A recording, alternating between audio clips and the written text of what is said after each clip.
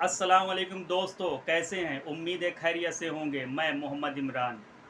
बहुत साल पहले की बात है, एक बादशाह था जिसकी एक बहुत खूबसूरत बेटी थी। वो लड़की अपनी खूबसूरती और दौलत की वजह से बहुत घमंडी हो गई थी। कहीं से भी उसकी शादी के लिए रिश्ता आता तो वो उसे ठुकरा देती थी और उसका खूब मजाक उड़ाती थी। एक दिन बादशाह ने एक बहुत बड़ी दावत रखी और उस शहजादी से शादी करने वाले तमाम शहजादों को बुलाया। जब लोग अपने अपने मर्तबे से के हिसाब से कुर्सियों पर बैठ गए, फिर शहजादी इस दावत में कई चीज़ों के साथ बहुत घमंडी अंदाज में आई और वो जिस भी शहजादे के पास से गुज़रती तो वो उसे बहुत नीची नज़रों से देखती। फिर वो एक शहजादे के पास पहुंची जो बहुत ज़्यादा मोटा था। तो शहजादी ने उसका मजाक उड़ाते हुए अपनी कनीज़ से कहा, देखो ये तो आटे का बोरा है। जब दूसरे शहजादे के पास पहुंची तो कहा कि ये तो कोई खंबा है। और जब तीसरे शहजादे के पास गई तो कहा ये तो सफ़ेद चूहा है। इस तरह शहजादी हर शहजादे की बेइज्जती करती रही।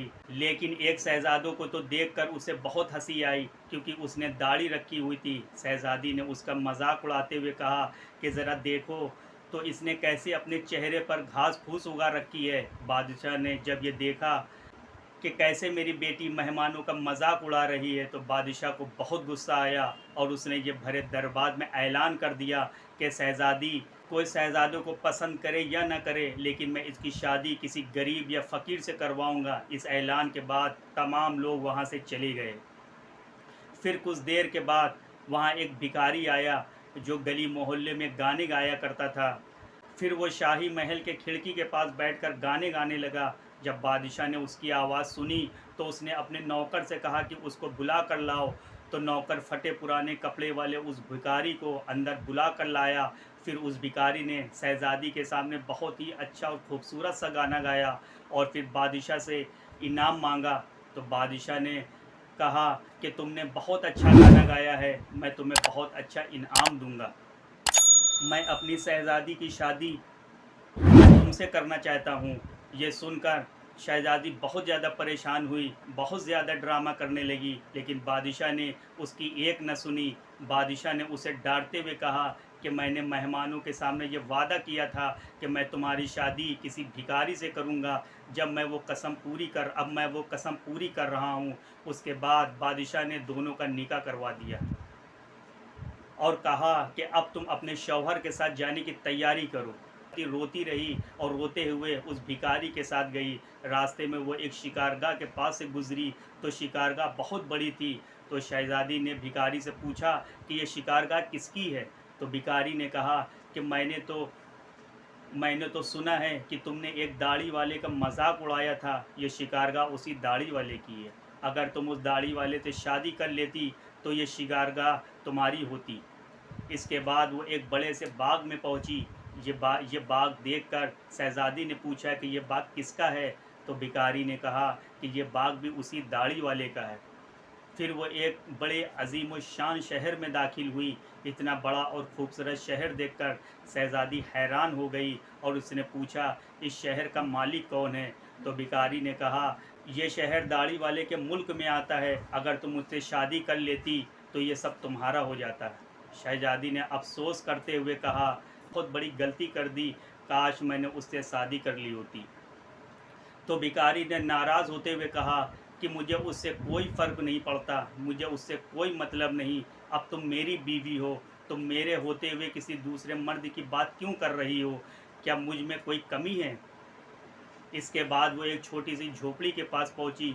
तो शहजादी ने कहा कि ये कैसी बेकार और गंदी और छोटी सी झोपड़ी है।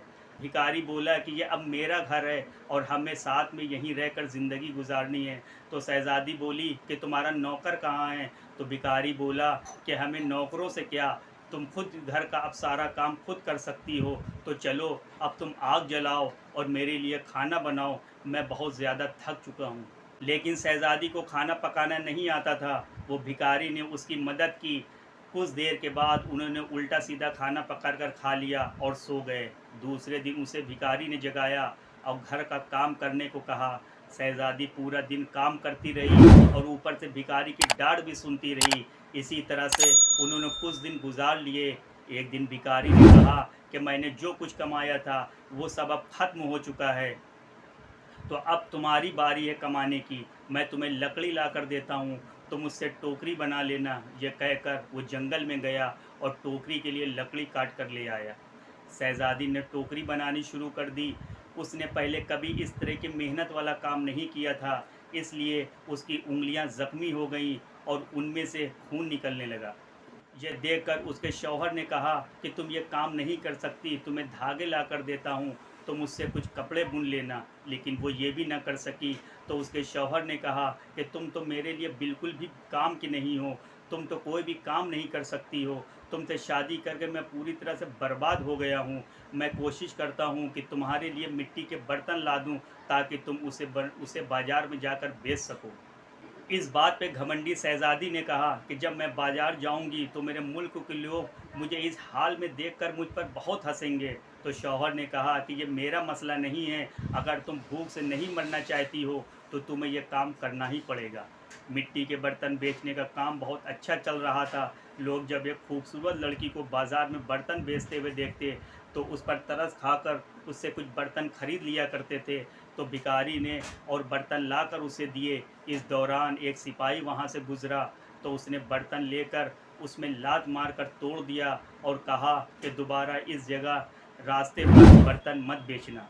शहजादी बहुत परेशान हुई। उसने सारा वाकया घर आकर अपने शौहर से बताया। शौहर ने कहा तुम बिल्कुल पागल हो, तुमसे किसी ने कहा था कि तुम बर्तनों को ऐसे बीच बाजार में रख कर बेचो, आखिर वहाँ से लोगों को निकलने में परेशानी होती होगी।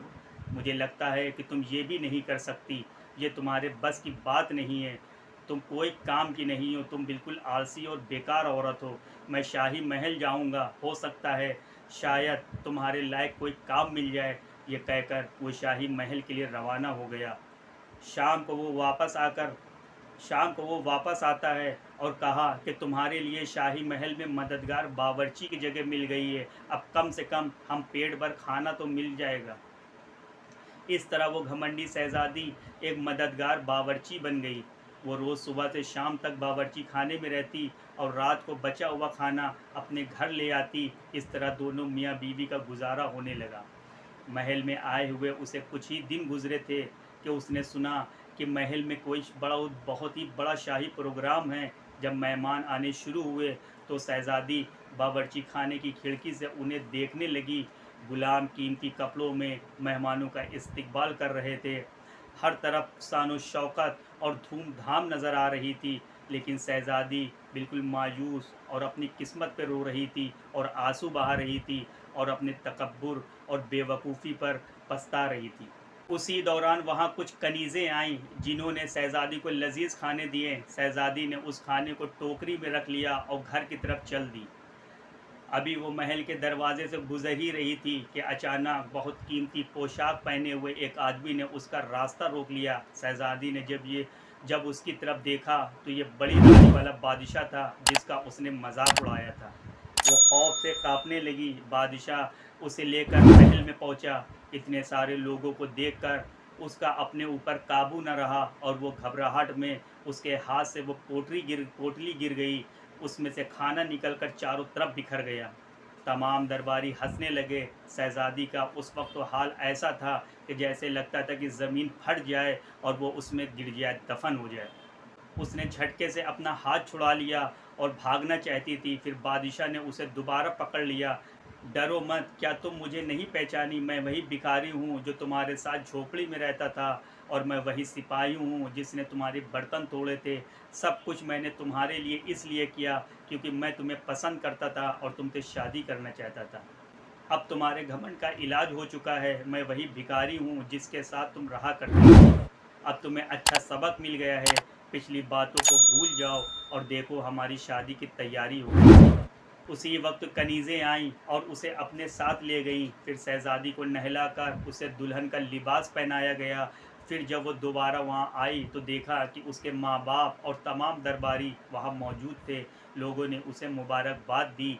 उस वक्त तो शहज़ादी बिल्कुल बदल गई थी। उसका गुरूर, उसका घमंड सब खत्म हो चुका था। उसने ज़िंदगी गुजारने का ढंग सीख लिया था।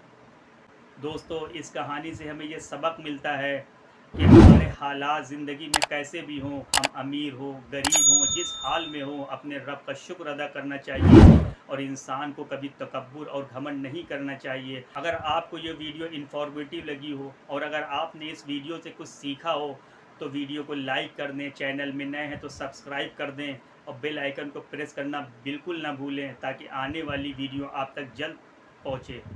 अस्सलाम वालेकुम।